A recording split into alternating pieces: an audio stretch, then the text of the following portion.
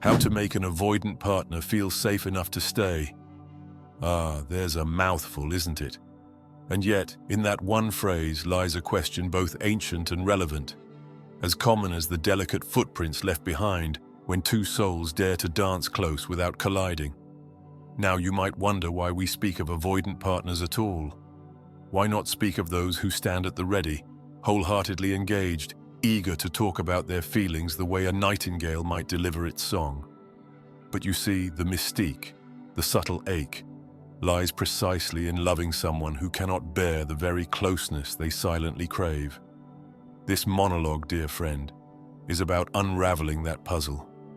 We will talk about building the kind of safety that can coax an avoidant heart from its carefully guarded fortress. No neat bullet points, no tidy headings. Instead, a story or two, a reflection or three, and the gentle hum of wisdom gleaned from those who have tried, and sometimes failed, to make an avoidant partner feel safe enough to stay. Power. Yes, we speak first of power because it is a curious force in relationships, is it not? We so often think we must seize power to keep a partner from drifting away. We tighten our grip, talk more, text more, fill every space with desperate attempts at closeness. And ironically, the avoidant partner sees that and thinks, good heavens, they will swallow me whole. So they run faster, vanish deeper, or freeze behind a polite smile that never quite reaches their eyes. The first paradox emerges. The more we chase, the less we capture. The more we pester them to open, the more tightly they lock the door. Picture a small garden enclosed by an ancient stone wall. Inside, there grows a single rose bush, vibrant in color, fragile in bloom. The gardener can stand outside, roaring with demands, hacking at the vines that cling to the gate, or incessantly rattling the lock. Will that rose flourish? Hardly. By the time the caretaker forces entry, the rose might wither from all the commotion. The caretaker might get inside, but the blossom's beauty, its essence, could be lost. Our avoidant partner is a bit like that rose. They crave the sunlight of connection, but hide behind ramparts for fear a gardener might trample their roots. So how do we, the caretaker of this metaphorical garden, approach in a way that ensures they blossom rather than wither? That is the question we must hold in our minds tonight. Let us begin with a small recollection. Years ago, I knew a gentleman, let's call him Gabriel, who was, by all outward appearances, the epitome of self-sufficiency. He was calm, poised, impossibly charming. Yet, when someone tried to draw near, they would find themselves standing in a corridor of locked doors. One relationship after another, he left behind a trail of partners who felt they could never quite reach the real man behind the practiced smile. Then one day, Gabriel met someone who, rather than question him incessantly or demand he do better, simply gave him space. Not the cold, silent treatment. No, that's cruelty, and cruelty fosters nothing but resentment. Instead, she offered a certain gentleness. She listened more than she spoke, and when she did speak, it was with a quiet calm. She invited him to share, if and when he felt ready, and crucially, she had her own life, passions, pursuits, a circle of friends that gave her joy independent of Gabriel's presence or absence. She did not revolve around him like a desperate moon around a planet. She orbited her own sun, so to speak, and this sense of wholeness was novel to him. What happened next? Over time, slowly mind you, Gabriel began to speak. Tentative words at first, like a child learning to trust a new caretaker, and she never rushed him. When he pulled away, she didn't chase with frantic arms. She simply said, "I respect that you need some time," and continued living her life with dignity intact. And so, ironically, he chose to come closer on his own. Because in that dynamic, where one is respected enough to be given freedom, the anxious need to run grows smaller. The fortress stands, but the drawbridge lowers, letting a single figure pass. Is that not a lovely image? If you truly want an avoidant partner to feel safe enough to stay, you must first show them you do not intend to hold them hostage within your love. This is not about trickery or feigned indifference.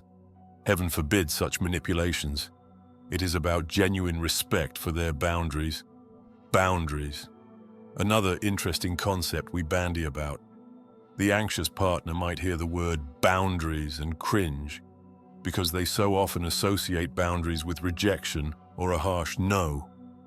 But in truth, boundaries can be the scaffolding upon which intimacy grows. See, the avoidant partner needs to know that they can push the door ajar without having it flung wide open in an instant. They need to trust that when they step forward, you will neither smother them with 1,000 questions nor vanish in indifference. It is a delicate balance, a seesaw dance of closeness and distance. If you push them to open up faster than they can handle, they recoil. If you stand too far away in cold aloofness, they see no reason to approach. So you stand with an open posture, but do not chase. You invite, but do not demand. And that invitation can be as simple as, "I value your comfort, and I'll be here if you decide you want to talk." Have you ever found yourself with someone who disappears at the slightest sign of conflict, or who physically remains but emotionally retreats to an internal island? That's our avoidant partner. They might remain in the same room, yet their gaze drifts elsewhere, their mind stepping into a private labyrinth where you cannot follow. Many anxious individuals try to break down that labyrinth's walls with urgency, tears, or attempts at forced closeness. But consider for a moment, if you turn that approach on its head, instead of running into their labyrinth, you simply offer a small harbor, a place of calm, acceptance, and unconditional regard, just beyond its entrance. You say, "I see your labyrinth. It's all right that it exists. I don't need to tear it down. But do know, if you'd like to walk out, you'll find me ready to listen in a gentle space." This ironically makes them more willing to leave that labyrinth, because the labyrinth itself is built from a fear that closeness means captivity, that vulnerability means meltdown. If you show them that closeness is actually a place of rest, not a trap, the labyrinth becomes less necessary. Now let's talk about a phenomenon called healthy detachment. That phrase might cause some eyebrows to arch, especially if you're the type who wants intense connection and no boundaries at all. But do hear me out. Healthy detachment is not indifference, and it's not lack of love. It is the ability to stand on your own 2 feet emotionally, to self-soothe, to find your worth in more than just one person's fleeting approval. People with a more anxious attachment often give all their power away to the avoidant partner, tying their self-esteem to whether or not the avoidant responds swiftly or shares enough. And ironically, that dynamic only fuels the avoidant's sense that they cannot possibly meet your needs, so they run faster. "If you need me this much," the avoidant thinks, "I must be your only source of comfort. That's too much pressure." It's a bit like being asked to hold an entire tower on your own. Who wouldn't buckle under that weight? So if you develop healthy detachment, where you show the avoidant that you are not on the verge of an emotional breakdown every time they step out for air, it changes everything. The avoidant sees that your life is not perched precariously on their every move, and ironically, that reduces their fear of hurting you by not being perfect. Freed from that fear, they can actually come closer. Let me share a small anecdote. I once encountered a woman named Beatrice, a fiercely independent soul who, ironically enough, ended up dating a profoundly avoidant man. For a while, he tested her patience by disappearing for days, responding to messages at odd hours, never clarifying his whereabouts. But rather than lash out or make demands, Beatrice simply continued her robust social life, took up new hobbies, and showed genuine delight in her own day-to-day routine. She would greet him warmly whenever he reappeared, but never scolded him for the disappearance. He, expecting a lecture or meltdown, found none. Instead, he found a woman who valued him, but did not revolve around him. Over time, Be it weeks or months, he grew comfortable. He tested the waters, calling more frequently, sharing small vulnerabilities. Why? Because he realized her love was not a prison. It did not entangle him in obligations he felt unready to meet. It was more like a welcoming harbor, the light of a lighthouse offering guidance but not a net to ensnare him. Eventually, he stayed. More than that, he allowed himself to open up to her in ways he'd never allowed with others. And this transformation didn't come from her demanding he do so. It came from her providing a safe emotional environment. So how do we replicate that environment if we find ourselves on the anxious or even the secure side, loving someone with avoidant tendencies? The short answer: demonstrate calm confidence in your own emotional resilience. That means, yes, you can express your feelings and your longing for deeper connection, but do so in a matter-of-fact, respectful manner, without the sense that you will shatter if they say no or need more time. That sense of calm, ironically, disarms the avoidant. They see that your needs are real but not all-consuming, that you can handle a bit of waiting or compromise. This shift from frantic to steady can do wonders. And let's not forget humor, for heaven's sake. Avoidants often fear the seriousness of it all, the heaviness that can come from big emotional conversations. We can learn to pepper these moments with a bit of gentle wit. If your partner steps away to gather themselves, you might say with a slight smile, "Take all the time you need, dear, but come back when your mysterious realm has shared its secrets." Something that acknowledges their need for space but doesn't shame them for it. In my experience, the well-placed dose of levity can break tension better than any 1,000 heartfelt speeches. Wit, not sarcasm, mind you. Sarcasm can wound, but wit can lighten the load for both of you. Now, we must address another crucial point: respecting the differences in how you each process emotions. If your avoidant partner processes emotions by stepping away, journaling, or losing themselves in solitary pursuits, you might fear that is a sign of rejection. But often, it's simply how they self-regulate. Meanwhile, if you are anxious, you might self-regulate by talking it out, seeking reassurance. Both ways are valid if done with respect. So if they step away, grant them that time. If you need conversation, articulate that need calmly. "I understand you need space, but it would help me feel connected if we could have a short chat or check-in afterward." This shows you see them, you hear them, but you also have needs that they might be willing to meet if it doesn't feel like an immediate threat. Consider a man we'll call Maxwell, a quiet soul who felt smothered the moment any partner tried to schedule too many meetups or demanded check-ins every few hours. Maxwell retreated at the slightest sign that he was expected to perform an emotional script he had not memorized. But one day, he found a partner who said, "My dear, I value your time alone. I also want to schedule a weekly date where we share a bit about our weeks. Just an hour or two. We can skip the daily messages if that suits you better. But that small, consistent date matters to me. Are you open to that?" Maxwell, relieved that he wasn't forced into daily emotional weigh-ins, said yes. Over time, these weekly dates became a cherished ritual.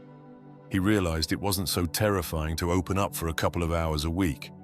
The rest of the time, he could breathe, pursue his own quiet joys, and know that his partner wasn't panicking about it. You see how that small compromise can create a safer emotional ecosystem. People often wonder, but when do I walk away if they never open up? Indeed, that is a fair question. If you have laid out a gentle harbor, shown calm confidence, expressed your needs without demands, and the avoidant partner still remains a ghostly figure refusing to meet you halfway, it's time to ask yourself if this is truly the connection you want. Because yes, we can do everything in our power to create safety, but the final leap must come from the avoidant. If they are so entrenched in their fear that they will not even place one toe beyond their fortress, then you stand at the door forever. No one deserves that indefinite standstill. So the final note must be that love is a mutual dance. Even with an avoidant, they must choose to try, must choose to meet you in the garden of intimacy at least partially. If they cannot, your path may lead you elsewhere. That is not a failure, but simply the recognition that not everyone is ready. Now let's talk deeper about how to create an environment that fosters trust. Words like safe space are thrown around so often they can lose meaning.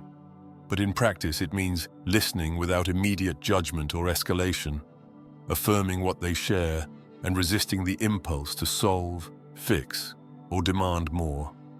Instead, you might say, "Thank you for telling me that.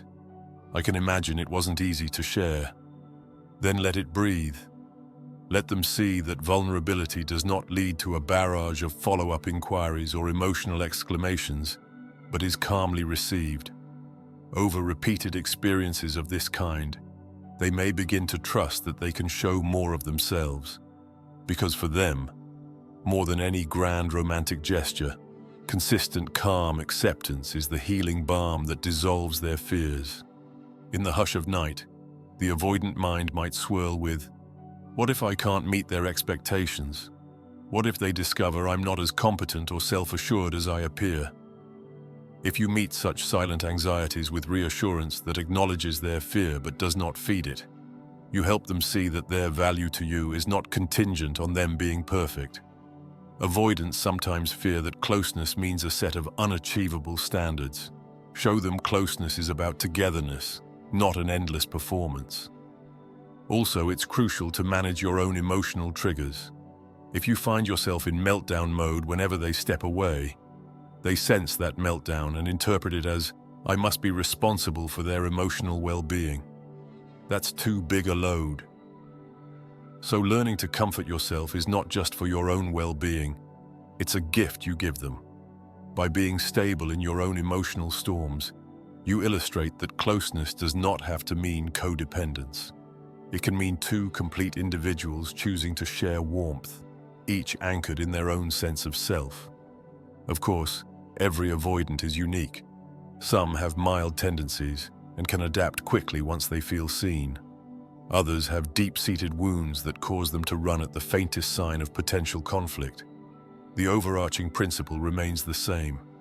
The more you chase, the more they run.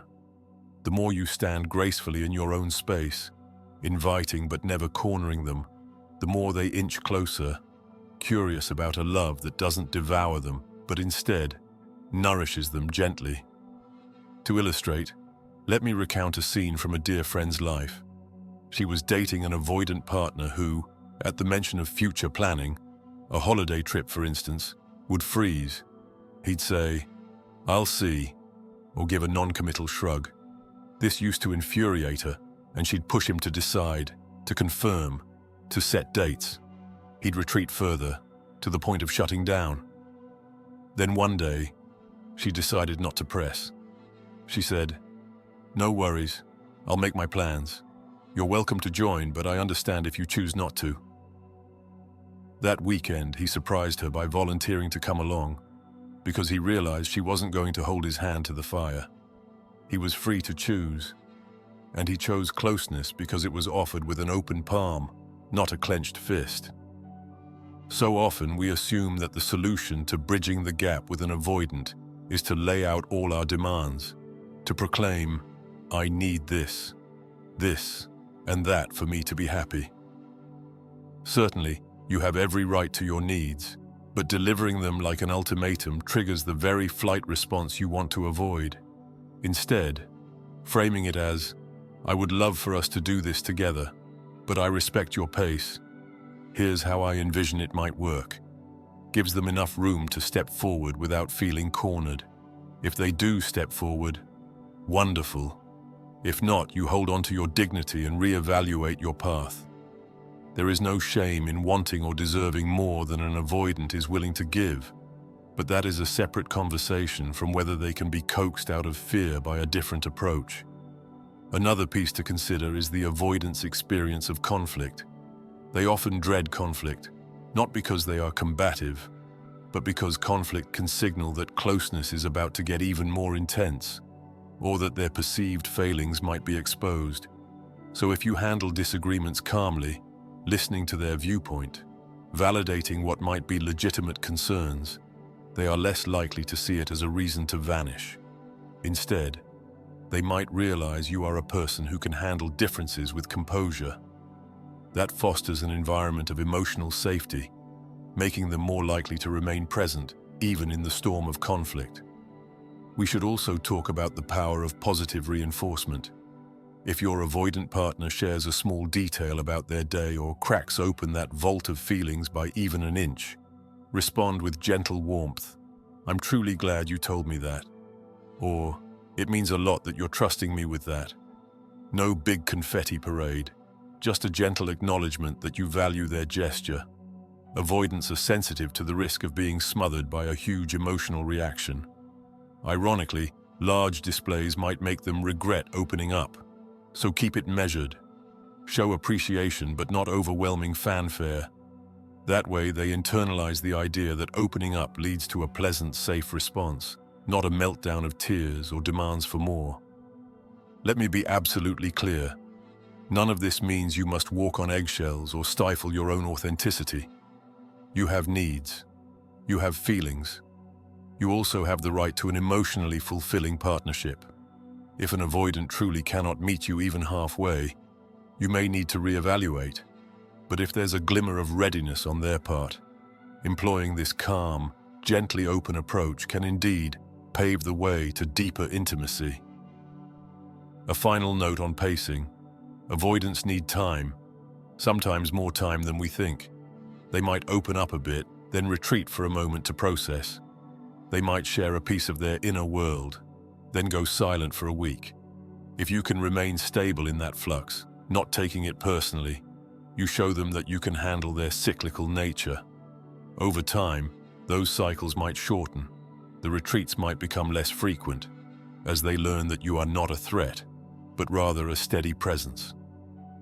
One day, the concept of how to make an avoidant partner feel safe enough to stay might become less of an elaborate dance and more of a quiet synergy. They remain, not because you force them, but because they choose it each day, grateful that closeness no longer signals entrapment, but rather comfort. At the end of this meandering conversation, we return to the essential truth. You cannot fix or heal your avoidant partner by sheer force of will. They must do their own internal work, confront their own fears, and come to trust that love does not have to be a cage. But you can create conditions that invite rather than repel their presence. You can hold your own boundaries with kindness, speak your truth with calm confidence, and provide the sort of environment that gently whispers, "You are safe here." Sometimes that is enough to tip the scales. Sometimes it is not. The outcome depends as much on their willingness as on your approach. But if they can be reached, this is how it usually begins. Think of it as tending a skittish animal in the woods. You crouch low, keep your voice soft, extend your hand with food, but do not chase them if they back away. Over days, weeks, or months, they inch closer, eventually eating from your hand. Then one day, they let you stroke their fur, trusting that you will not restrain them. It might be a crude metaphor, but it holds a kernel of truth for the avoidant dynamic. Force yields flight. Gentleness fosters curiosity, then trust, and eventually closeness. In the hush of a dawn yet to break, your avoidant partner might lie awake, heart pounding at the mere idea that you see who they are behind the mask of composure. If you can hold that knowledge with grace, not brandishing it like a weapon nor romanticizing it like a fairy tale, but simply acknowledging, "I know you fear giving too much of yourself, but I am not here to consume you." You give them permission to exist in your presence unguarded. Over time, that unguarded existence is precisely what dissolves their fear, because closeness becomes less about losing themselves and more about sharing in a quiet joy, a mutual exchange that doesn't demand they sacrifice their identity. And so, dear listener, we circle back to the notion that to make an avoidant partner feel safe enough to stay is an art of subtlety, respect, and quiet encouragement. It is not about ignoring your own needs, heaven forbid, but it is about expressing them in a manner that does not corner them, about creating a dynamic where they can step forward without feeling entrapped. It is about demonstrating that you, too, can stand on your own, that you do not require their presence every hour to be fulfilled. Show them that closeness need not be devouring. Then they might just linger, and in their lingering, discover that love can be a refuge, not a snare. If that transpires, you will have discovered something magnificent, the union of two hearts free enough to choose each other day by day, breath by breath, in a gentle, unwavering bond. Yes, it will take time. Patience will be your ally. Compassion for their internal storms will be your guiding star. And the willingness to hold your own ground, to be yourself without apology, will anchor the entire endeavor. If you can keep these elements in motion, you stand a strong chance of forging a relationship that feels safe for both of you. And that, dear friend, is how we approach the timeless question of how to make an avoidant partner feel safe enough to stay. The rest is a matter of quiet perseverance, wise acceptance of difference, and a faith that some hearts, given the right conditions, can indeed blossom when least expected. Now, as we close this lengthy reflection, consider that you and your avoidant partner are two travelers who meet at a crossroads. One road leads to chase and retreat, an endless loop of sorrow and confusion. The other leads to a shared horizon, where each can walk side by side, fully acknowledging the unique rhythms of the other. Which path do you choose? In choosing the second, you do not run after them, you simply allow them to see that walking with you is neither prison nor burden, but an adventure in gentle companionship. And maybe, just maybe, that is enough to make them stay. If you glean any wisdom from these words, let it be this: love is possible even in the face of avoidant fear, so long as we approach it with respect, calmness, and a sense of self that does not waver. You need not shrink your own desires for closeness. You merely learn to present them in a way that an avoidant can approach without terror. Over time, that approach might become second nature, and you might find yourself enveloped in a deeper, calmer love than you ever imagined. Because ironically, when the avoidant does choose to stay, it is often a steadfast loyalty that emerges, for they do not commit lightly. When they do, it is with a certain sincerity that can feel all the more precious for having been so long withheld.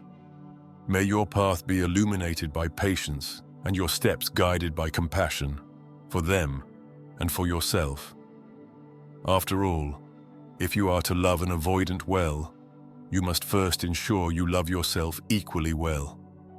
In that dynamic balance, safety flourishes, both for the one who fears closeness and the one who yearns for it. I bid you good luck on this journey, with the gentle reminder that no matter how tall the fortress walls, a truly caring heart can help coax them down, stone by patient stone. And so we end this monologue, trusting that somewhere within these words lies a spark of insight you might use in your own life. Remember the fundamental point: you cannot coerce an avoidant into feeling safe, but you can create a welcoming space, free of frantic pursuit, where they might bravely step forward, and in stepping forward, discover a closeness that does not devour but delights.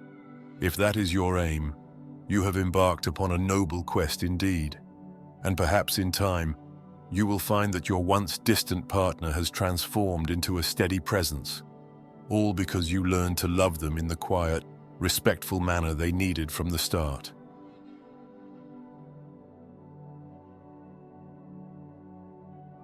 If you believe this video might help someone dear to you, share it with them.